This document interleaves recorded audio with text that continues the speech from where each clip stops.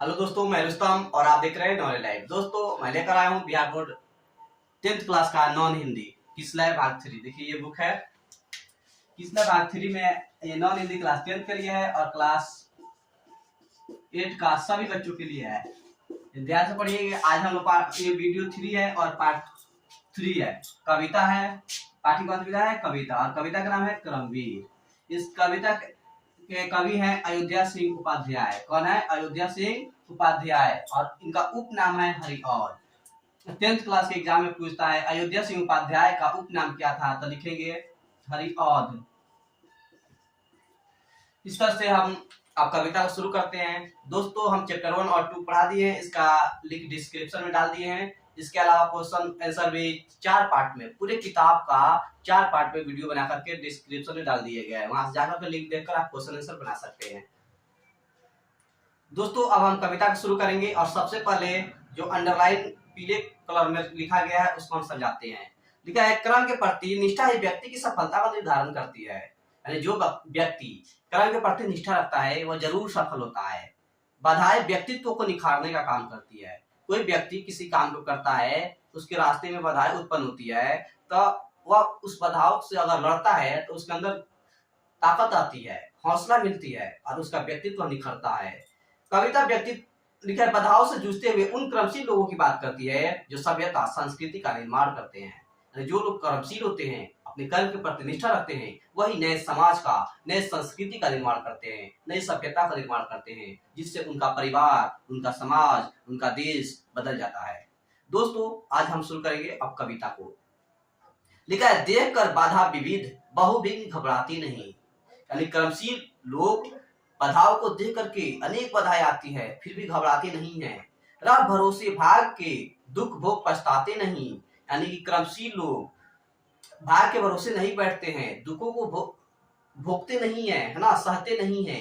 काम कितना ही कठिन हो किंतु उकताते नहीं। कर्मशील व्यक्ति कभी भी बड़े काम से, कठिन काम से उकताते नहीं है। भीड़ में चंचल बने जो भी दिखलाते नहीं। हो गए एक आन में उनके बुरे दिन भी भले। सब जगह सब काल में वे ही मिले फूले फले। यानी क्रमशील व्यक्ति कभी भी भीड़ में चंचल नहीं बनते हैं। वह हर रोज कामयाब नहीं होते हैं, परंतु एक दिन ऐसा आता है कि वह जरूर कामयाब हो जाते हैं, है ना। हर जगह पे, हर काल में, दुनिया के किसी भी देश में, वह देश अगर अमीर है, वहां पे लोग पढ़े लिखे हैं, तो सिर्फ क्रमवीर लोगों की बदौलत है। दोस्तों, दूसरा पैराग्राफ है, आज करना है जिसे करते उसे है आज ही। सोचते करते हैं जो कुछ कर दिखाते हैं वही। यानी कर्मवीर व्यक्ति आज के काम कल पर नहीं टालते हैं, आज का काम अभी करते हैं और जो सोचते हैं वही करते हैं और वही करके दिखलाते हैं। फिर लिखा है, मन मानते जी की है, सुनते हैं सदा सबकी कही। यानी क्रमवीर व्यक्ति घमंडी नहीं होते हैं, सभी लोगों की बातों को सुनते हैं और जो अच्छा लगता है वह अपने जी से पूरा करते हैं। जो मदद करते हैं अपनी इस जगत में आप ही, भूल कर वे दूसरों का मुंह कभी तकते नहीं। कौन ऐसा काम है वे कर जिसे सकते नहीं। दोस्तों, क्रमवीर व्यक्ति कभी भी दूसरों के इंतजार नहीं करेंगे कि वो आएगा और मेरा मदद करेगा तो मेरा काम सफल होगा, बल्कि वो अपना काम खुद करते हैं। और दुनिया में ऐसा कोई भी काम नहीं जिसे क्रमवीर व्यक्ति नहीं कर सकता है।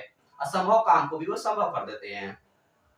इसी तरह से तीसरा पैराग्राफ है, जो कभी अपने समय को यूं बिताते हैं नहीं, काम करने की जगह बातें बनाते हैं नहीं, आजकल करते हुए जो दिन गंवाते हैं नहीं। यानी क्रमशील व्यक्ति कभी भी आजकल आजकल करके टाइम को बर्बाद नहीं करते हैं, समय को बर्बाद नहीं करते हैं ना। अब जो काम करना है तो काम करते हैं, बड़ी बड़ी बातें नहीं बनाते हैं। यत्न करने में कभी जो जी चुराते हैं नहीं, बात है वह कौन होती नहीं उनके किए, वे नमूना आप बन जाते हैं औरों के लिए। कर वह प्रयास तो जरूर करते हैं किसी भी काम को करने के लिए, कभी भी जी को चुराते नहीं है।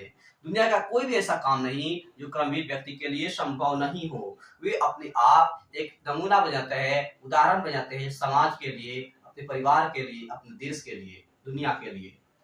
दोस्तों, इस कविता का चौथा पैराग्राफ है, चिलचिलाती धूप को जो चांदनी देवे बना, काम पड़ने पर करे जो शेर का भी सामना। देखिए, क्रमवीर व्यक्ति क्या करते हैं, चिलचिलाती धूप में भी काम करेंगे तो उन्हें चांदनी जैसा लगता है और अगर मुसीबत आ जाए तो सिर का भी सामना कर लेते हैं।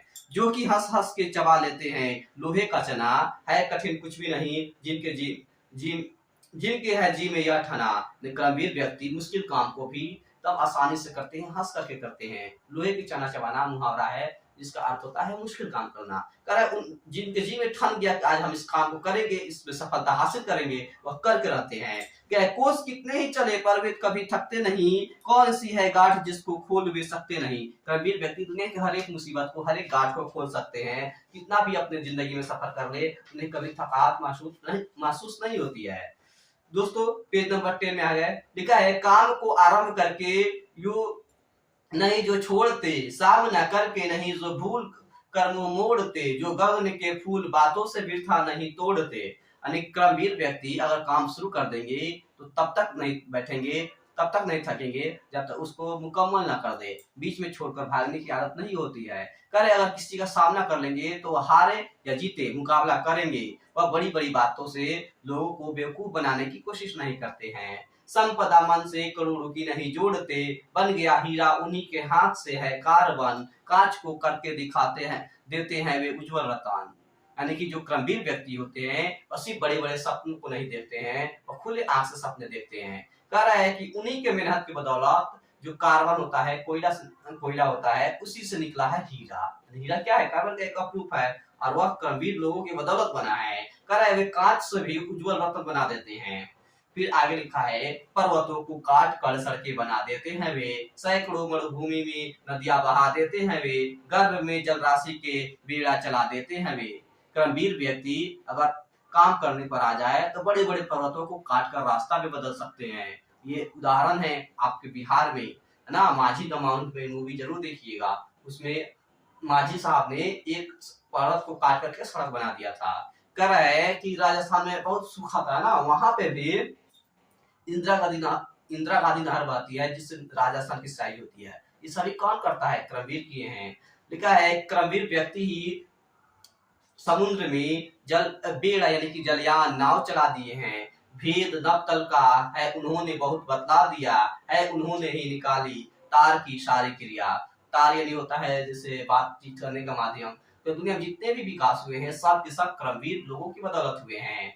अगला पैराग्राफ है कार्य स्थल को वे कभी नहीं पूछते वह है कहाँ, कर दिखाते हैं असंभव को भी संभव वे वहाँ, उलझने आकर उन्हें पड़ती है जितनी ही जहाँ, वे दिखाते हैं नया उत्साह उतना ही वहाँ। यानी क्रमवीर व्यक्ति कभी भी ये नहीं पूछेंगे कहाँ करना है, क्यों करना है, कब करना है, कैसे करना है, बल्कि खुद काम करेंगे और असंभव कार्य को संभव बना देंगे। कार्य जितना बार मतलब उलझन में फंसेंगे उतना बार नई उत्साह दिखाएंगे, उस कार्य को फिर नए सिरे से करेंगे और उसे करने का मतलब पूर्ण करने का प्रयास करेंगे।